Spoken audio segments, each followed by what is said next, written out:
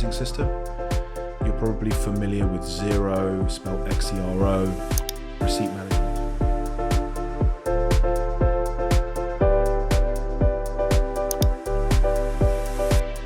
Morning, guys. Is this Tesla gonna go? Yeah, I think it is. Welcome back to another episode of the daily CEO Diaries. I still have not connected my wireless mic, so I promise the sound quality will improve in future episodes. Super tired today, actually. I'm just getting used to a new routine of waking up at 5:45, getting to the gym by 6:15, and then trying to get back by 7:30-ish so I can shower and change before dropping the kids to school. So I just love spending a bit of time with them in the morning when they're awake, they're buzzing, they're chatty, I'm awake and caffeinated, and that's been working well so far. So I think for me, part of today's video is about routine. You just need to find a routine that works for you as you get busier and busier, and be consistent with it. So I think where I didn't have as much on the business stuff to do, I wasn't in the mastermind that I'm in right now. Therefore, I didn't have a lot of on the business stuff. It was mostly delegated to the team. I could go to the gym from 9 till 11, get back, shower, change, eat, start work at 12, finish at 3, 5 days a week. But now I really want to kick on. My goal is to get my business from 2 mil roughly to 10 mil over a 3-year period. How am I going to do that? Well, focus on doing the right things with my time. Put a bit more time in terms of volume of working on the business, and work on what I've been told to work on. So I had no idea how to get my business from 2 mil to 10 mil. And that's the point of joining a mastermind, is that they have worked with multiple businesses over multiple years to scale. They know what works. They work with accountancy firms that are doing 10 mil. They work with accountancy firms that are doing 1 mil. So they know, okay, well, you're here, you need to do this, this, this, and this. And business isn't that difficult. It's almost like overlaying a grid of all the things that you should be doing at your stage of business, and understanding, okay, well, I'm doing all of these things, great. The health check in my business shows that all of these areas are perfect. If you think of your business like spokes on a wheel, you want all of those spokes to be 8 or 9 out of 10s. So you have a nice, even, big wheel so you can move fast, get up some speed, create some momentum, and also it is harder to slow that thing down. If we've got some 2s, some 3s, some 5s, some 7s, some 8s, we're not going to go anywhere, if you can imagine that as a wheel. Very uneven wheel, definitely not a round shape. And for a business analogy, I love this one because you're just not going to make any progress, and you can see that, you can visualize it, right? So for me, you need to understand what those spokes are and what you should be doing for each of those spokes. For example, how are you acquiring clients? How are you converting clients? How are you delivering to clients? How are you retaining clients? How are you dealing with your financial strategy? How are you dealing with any legal risk? How are you managing recruitment and retention? How are you bringing on key members and building out a board structure? These kind of things would be some of the areas that we would look at. How are you doing strategic innovation? What's your operational efficiency? And there may be some really clear, easy wins if you overlay what some of the best businesses are doing at your stage on top of what you're doing. That's called benchmarking. So one of the things that we do with businesses when they first come to us for an application to work with Growth Factor is look at the state of their business and the opportunity for them to grow. So looking at their financial strategy, looking at their systems, their processes, how much financial intelligence does the owner have? Are they doing financial planning? Are they doing budgeting? Do they have a cash flow forecast? Do they understand their metrics? What do their margins look like? Where are they overspending? Is their pricing right? What's their strategy around that? There's so many individual levers that we can move to generate more profit, growth, or cash flow just on the financial strategy side of this triangle. Then we look at their tax planning strategy. So how are you maximizing your deductions? Do you have an industry specific tax plan? What's your group structure? If you're a bigger business, how do you pay yourself? Are you utilizing other equity shareholders? Is there the opportunity to move offshore would be the second part. Do you understand offshore tax planning? And do you have a short, medium and long-term documented tax plan? Have you used an AI-driven tax diagnostic review in the past? That kind of thing. And then the last piece is, so financial strategy, tax, and then we look at overall business strategy. Do you have a business plan in place? As an owner, what are the things that you're doing? Where are you spending your time? What are the on the business projects that you're working on that quarter? Are they the projects that you really should be working on? Are you tracking the right metrics? Do you have enough time allocated to on the business? And so I guess because I've been doing it for 13 years, it is just an analytical, logical, critical path to work out where you might be going wrong if you're stuck and your business is not growing.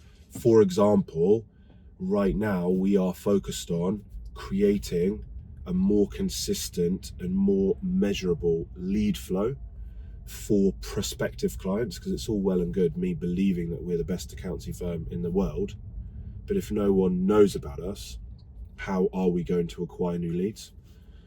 And so I know from overlaying the grid, doing benchmarking, having a look, that we're really good in a lot of other areas. But because we have got to this point basically just by doing good work and getting referrals, we don't have a measurable, clear lead strategy. And as you get to a certain size and you want to go from 2 to 10 without sacrificing the quality of your client work, in fact, actually increasing the quality of your client work and reducing the amount of clients that each senior accountant deals with. And I know I'm telling you my story here, but hopefully if you run a service business or even a retail business, you can apply some of these principles to you. Where is your weak area? What's stopping you growing? What's stopping you generating the cash that you should be generating? What's creating risk, and where do you need to concentrate your areas? So today is a focus day. It's Tuesday. I will be sitting down after I've taken the dog for a walk, because it looks like it's going to rain, so I want to get him out before it rains, and drunk my breakfast. I will be diving into the online login for my mastermind after I've finally written up all of my mastermind notes and actions, and either taking action on the notes and actions I agreed to do off the back of the mastermind. So for example, one of them is inputting all of my current quarter numbers into their portal, setting targets for the next, not quarter, actually tertial, which is a 4-month period. That's how we do things in the mastermind. And then allocating the 3 projects which will allow me to drive those numbers forward. One of them, for example, is average hourly rate. How do we get that from where it is right now to an increased value? One of the reasons for us having lower margins right now is we've become slightly inefficient with our process. There are too many pick up, put down review points for our work, because we're obsessed with the quality of the work, but also we need to make sure that we are working efficiently. So one of our projects is to take every single key deliverable to a client, rip it apart, write all the key stages, and try and build it back again to add even more value to the client, but to be more efficient in terms of accuracy and time. And so you could do that in any business, whether you were selling products online, whether you were delivering online coaching to a client, whether you're consulting, whether you are putting IT contractors into a business to re-engineer their processes, you can look at a process and try and innovate that process. Tony Robbins calls it value chain analysis. Having a look at the chain of events that happens from winning a client right through to delivery and ongoing delivery, and how can you make that more effective. So that's one of our projects. So I'm going to sit down actually with no set plan and just see how long right now I can focus for before I get distracted. And so one of the other takeaways for you that I would recommend is just literally getting, I think I stole this off a buddy of mine, Ben, who's the CEO founder of My Coach, co-founder of My Coach, with Lucy, is just get this simple turn dial timer. If you're going to sit down and focus and you're aiming for doing Pomodoro, for example, which is 25 minutes of focus, 5 minutes of break. A break is not social media. A break is maybe getting up, standing up, stretching, breathing, going and getting a glass of water, moving around, whatever it is. You set the timer for 25 minutes. It goes off. You stop work. You set the timer for 5 minutes. You walk around, get your water, come back, set it for another 25. So I'm probably going to try and set it for 50, 10, 50, 10, 50, 10, 50, 10 throughout the day.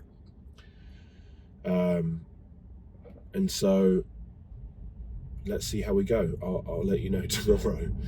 So today's diary is mostly about find a routine that works for you. What are your free focus buffer days? Following on from yesterday. Find a structure of your day that works for you. Is it Pomodoro 25-5? Is it 50-10? Don't just sit down and try and work for as long as you can and then get distracted and go off on one for 2 or 3 hours. I don't think you need to follow the 9 to 5 with a 1 hour lunch break. I mean, if you're working from home, what are you going to do for an hour with a lunch break?